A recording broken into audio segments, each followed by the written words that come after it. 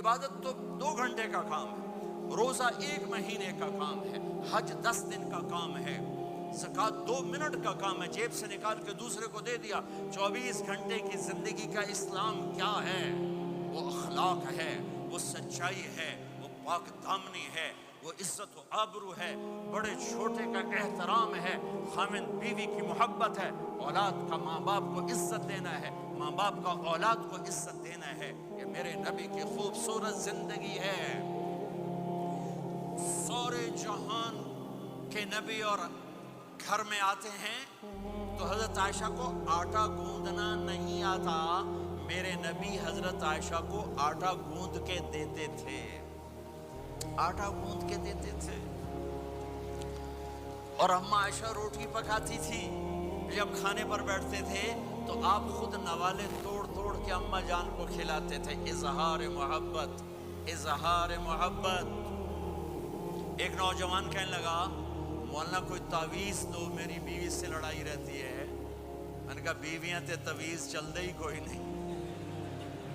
کہنے لگا کیا کروں؟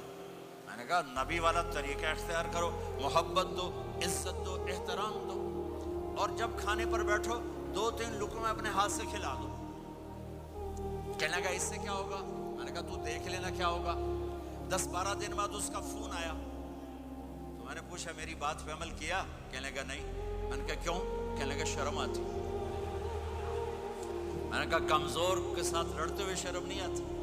کمزور سے بھی کوئی لڑتا ہے، عورت تو بیچاری کمزور ہے، اس سے بھی کوئی لڑتا ہے۔ گامے پہلوان کا نام سنا ہوگا، بڑی عمر کے لوگوں نے۔ گاما جو چیمپئن، ورلڈ چیمپئن تھا، اس نے 1910 میں لندن میں امریکن پہلوان تھا زبسکو، اس کو ہرایا تھا، اس کو ورلڈ چیمپئن کا ٹائٹل ملا تھا۔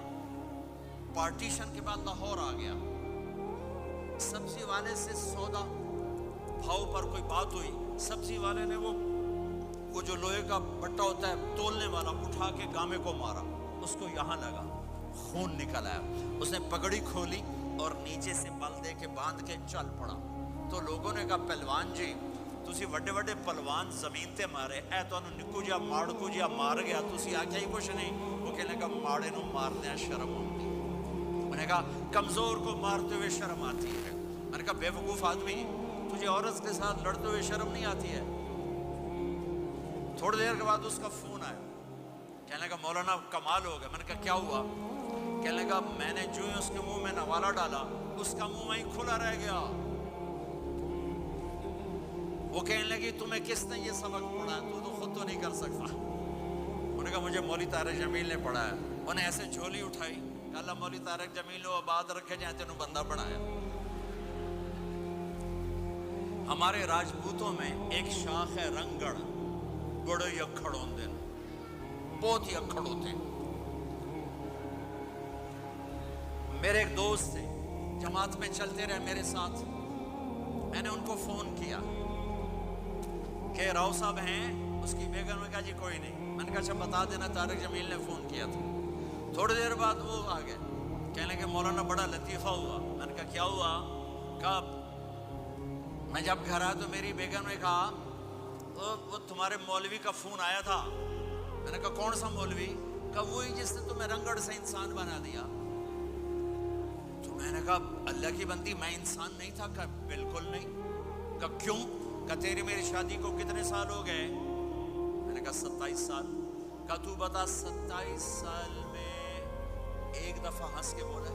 ایک دفعہ۔ کہا میں سر کو جانے لگا کہ میں زندگی میں کبھی ہنس کے نہیں بولا تھا بیوی کے ساتھ۔ تو کہا جب سے تو گیا ہے اللہ کے راستے میں اور ان کے ساتھ تو تو نے ہنس کے بولنا شروع کیا ہے، تو اس کے بعد سے تو انسان ہے۔ یہ میرے نبی کی سکھائی ہوئی زندگی ہے۔